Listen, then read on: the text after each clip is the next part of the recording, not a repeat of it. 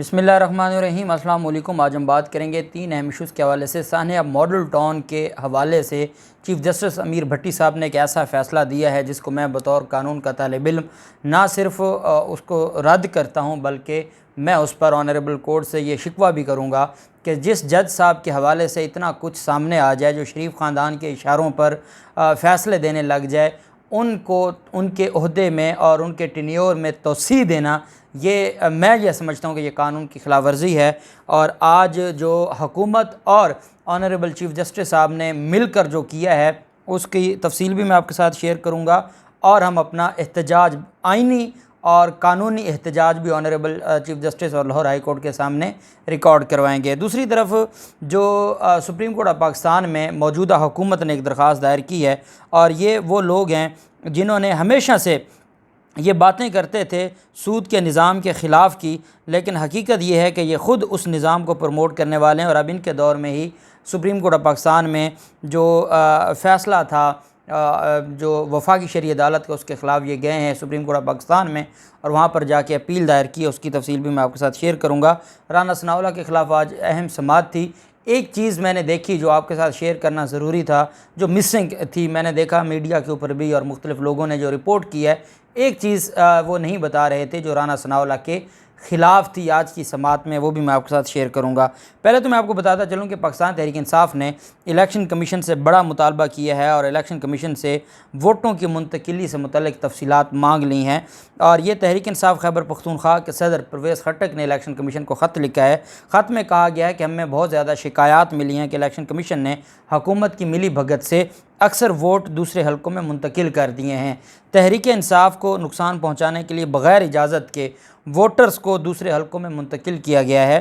ख़त में पूछा गया कि इलेक्शन कमीशन ने कुल कितने वोटर्स के वोट मुंतकिल किए और कितने वोटर्स की दरख्वास्त पर वोट मुंतकिल किए, ख़ुद कितने मुंतकिल किए और दरख्वास्तों की बुनियाद पर कितने वोट मुंतकिल किए, इसकी रिपोर्ट तलब की है। और ख़त में इलेक्शन कमीशन से वोटर्स की मुंतकिली की तफसीलात फ़राहम करने की भी इस्तदा की गई है, और ये कहा गया है कि उसके बारे में भी हमें बताया जाए। और ये एक बड़ा अहम मामला है। आप जानते हैं कि पंजाब के अंदर इतना ज़्यादा ये इशू बना है कि हर तीसरा आदमी जब चेक करता है तो उसका किसी और हलके में वोट, और एक भाई का किसी और हलके में, दूसरे भाई का किसी और हलके में, उसकी वालदा का किसी और हलके में, इस वजह से डिस्पर्स किया गया है ताकि, और ये भी रिपोर्ट है कि इन्होंने सोशल मीडिया से जो यंगस्टर्स हैं उनके वोट उठा के, और ये बाकायदा मुस्लिम लीग नून ने लिस्टें दी हैं कि ये यंगस्टर्स हैं, ये सपोर्ट करते हैं इमरान ख़ान को, इनके वोट आप इनके हलकों से दूर फेंकें ताकि ये इलेक्शन वाले दिन वोट कास्ट करने के काबिल ही न रहें।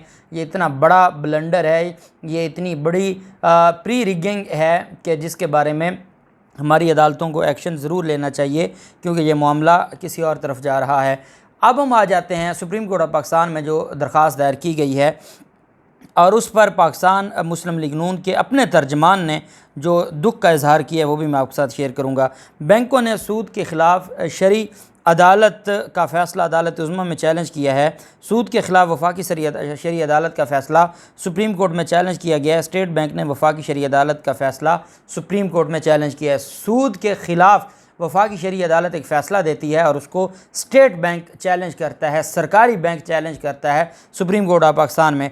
स्टेट बैंक की तरफ से सलमान अकरम राजा साहब ने अपील दायर की है। 4 प्राइवेट बैंकों ने भी शरई अदालत के फ़ैसले के ख़िलाफ़ अपील दायर की है, जिनमें वज़ारत ख़ज़ाना, वज़ारत कानून और चेयरमैन बैंकिंग कौंसिल और दीगर को फ़रीक बनाया गया है। अपील में कहा गया है कि वफाकी शरई अदालत ने सुप्रीम कोर्ट रिमांड ऑर्डर के अहकामात को मद्देनज़र नहीं रखा और सेविंग सर्टिफिकेट से मुतल्लिक़ रूल्स को खिलाफ इस्लाम करार देते हुए रूल्स में तरमीम का हुक्म दिया है। बैंकों ने दरख्वास्त की है कि शरई अदालत के फ़ैसले के ख़िलाफ़ अपील को मंजूर किया जाए और फ़ैसले में उठाए गए नुकात की हद तक तरमीम की जाए। ये सुप्रीम कोर्ट ऑफ पाकिस्तान से उन्होंने मांगा है, और इसके बारे में पाकिस्तान मुस्लिम लीग नून के, आप तर्जमान भी कह सकते हैं, जियो जंग के वो सीनियर सहाफ़ी हैं अंसार अब्बासी। अंसार अब्बासी ने, बाकी तो वो किसी मामले पर बोले ना बोलें, सूद के निज़ाम पर वो बोलते रहते हैं, उन्होंने कहा कि पहले 1992 में नवाज़ शरीफ की हुकूमत थी जब सूद के ख़िलाफ़ वफाकी शरई अदालत के फ़ैसले पर अमल दरामद की बजाय उसको सुप्रीम कोर्ट ऑफ पाकिस्तान में चैलेंज किया गया था। आज फिर एक बार सूद के ख़िलाफ़ शरई अदालत के फ़ैसले को चैलेंज किया गया है और हुकूमत शहबाज शरीफ की है। चैलेंज करने वालों में स्टेट बैंक भी शामिल है। अफसोस, सद अफसोस कि इन्होंने जो सूद का निज़ाम ख़त्म करने की बजाय सूद के ख़िलाफ़ जो फ़ैसला आया था उसको ये चैलेंज करने सुप्रीम कोर्ट पहुंच गए हैं। ये इनकी बेशर्मी है कि बजाय इसके कि ये अदालत का ऑर्डर मानते, इन्होंने उस पर सुप्रीम कोर्ट में ये इन्होंने जाके रजू किया है और सुप्रीम कोर्ट ऑफ पाकिस्तान से ये रिलीफ मांगने गए हैं। दूसरी तरफ राना सनाउल्लाह के ख़िलाफ़ आज फ़र्द जुर्म आयद ना हो सकी और जो इंसदाद मंशियात अदालत में 15 किलो हेरोइन स्मगलिंग केस है उसकी समाअत हुई और जो जज हैं नईम शेख साहब उन्होंने समाअत की और राना सनाउल्लाह आज ख़ुद पेश नहीं हुए। राना सनाउल्लाह की तरफ से हाज़री माफ़ी की दरख्वास्त दी गई और कहा गया कि बजट इजलास हो रहा है, चाहे राना सनाउल्लाह उस इजलास में ना जाएं लेकिन बजट इजलास तो जारी है और उसके जो इनको TADA मिलता है वो भी ये ले रहे हैं और उसकी वजह से ये अदालतों से छुट्टियां भी लेते हैं। तो हाज़री माफ़ी की दरख्वास्त दी और कहा कि जी हमें हाज़री माफ़ी दी जाए और हम आज अवेलेबल नहीं हैं और हम नहीं इसमें पेश हो सकेंगे या हम नहीं आज अदालत में हाज़िर हो सकेंगे। अदालत ने उनकी हाज़री माफ़ी की दरख्वास्त मंजूर कर ली वफाकी वज़ीर दाखिला की और जो बाकी मुलज़मान, आज बाकी सारे मुलज़मान मौजूद थे, आज फ़र्द जुर्म के लिए अदालत ने बुलाया हुआ था। जो इनकी दरख्वास्तें थीं कि फ़र्द जुर्म आयद ना हो वो सारी की सारी ख़त्म हो गई थी। अब प्योर जो कार्रवाई थी वो एक दरख्वास्त थी राना सनाउल्लाह की कि मेरे असासे जो मुंजमद किए गए हैं उनको ओपन किया जाए, बहाल किया जाए और मेरे जो बैंक अकाउंट्स हैं उनको भी बहाल किया जाए। एक ये दरख्वास्त थी और एक फ़र्द जुर्म की कार्रवाई थी। अदालत में जब समाअत हुई राना सनाउल्लाह की हद तक उनको हाज़री माफ़ी की दरख्वास्त मंजूर हो गई और बाकी मुलज़मान की हाज़री लग गई, फ़र्द जुर्म की कार्रवाई टल गई। वहीं पे जो राना सनाउल्लाह के वकील थे उन्होंने अदालत से कहा कि जनाब इसमें हमारी ये गुजारिश है कि हमारी एक दरख्वास्त है, वो दरख्वास्त है राना सनाउल्लाह के अकाउंट्स की दरख्वास्त है कि वो जो मुंजमद किए गए थे उनको बहाल किया जाए। वो दरख्वास्त आज आप फ़ैसला उस पर दे दें, बाकी आप राना सनाउल्लाह को रिलीफ़ देते हुए आज कुछ ना करें। अब आप इसको बदनीयती कहें, कुछ भी कहें, लेकिन आप देखें कि ये कहते हैं कि जो हमें रिलीफ़ चाहिए वो हमें दे दें, जो आपने कार्रवाई मुलज़िम के ख़िलाफ़ करनी है उसके लिए मुलज़िम अवेलेबल नहीं है। ये इन्होंने अदालत से इस्तदा की। अदालत ने कहा कि आज तो मुलज़िम नहीं आया, तो कैसे कार्रवाई होगी। उन्होंने कहा नहीं जनाब, दरख्वास्त आज आप मंजूर कर लें और उनके असासे भी बहाल कर दें, उनके अकाउंट्स जो मुंजमद किए गए थे वो भी बहाल किए जाएँ। अदालत ने कहा कि नहीं, ऐसा नहीं होगा, पहले मंशियात बरामदगी केस पर फ़ैसला होगा, उसके बाद अकाउंट्स मुंजमद करने की जो दरख्वास्त है, बहाल करने की दरख्वास्त है, उसको देखा जाएगा। उन्होंने कहा जनाब पता नहीं कब फ़ैसला हो। अदालत ने कहा यह आप पे डिपेंड करता है। अगर आप समझते हैं कि आपके अकाउंट्स मुंजमद हुए हैं, बहाल होने चाहिए, या आप समझते हैं कि आपके जो असासे हैं वो दोबारा जो उनको जो फ्रीज़ किया गया था वो भी बहाल होने चाहिए, तो आप आए ना, अपनी कार्रवाई करें, फ़र्द जुर्म की और ट्रायल शुरू हो, आप उसको ख़त्म करवाएं ताकि फिर आपकी जो दूसरी दरख्वास्त है उसको भी सुन सकें।